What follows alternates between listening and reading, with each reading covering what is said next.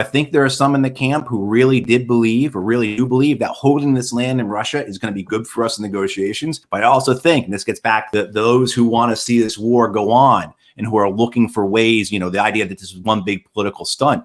Well, they had to know. They had to know that this is going to be Russia's reaction.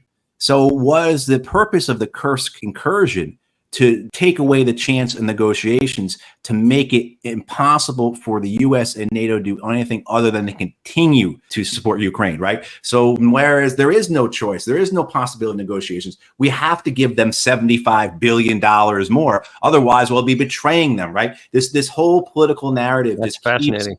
Right, just keeps stacking itself on. It keeps reinforcing itself. It's one big loop, and it's effective. So now, of course, if you're reading the American press, the British press, the German press, whatever, what are you going to see? You're not going to see that drone striking that apartment building. You're not going to see what the Russian people see, and then vice versa. They don't see what we see either. It's going to be about how Russia won't negotiate, and these sparky Ukrainians that are like the Spartans of Europe. You've seen that. Ukraine is essentially Gallipoli, and they're holding off the barbarians from the civilization. I mean, like, that narrative keeps turning. It keeps going. And so this idea of maybe this Kursk incursion was a way to get rid of negotiations, the possibility of it, so that there is no other alternative than to continue this war. And I guarantee you, if we had been in Chicago last week, Danny, and we were at the DNC, and whether we were on the convention floor or we were up in the corporate suites where they're paying millions of dollars a day for those, any conversation about Ukraine would have been along the lines of,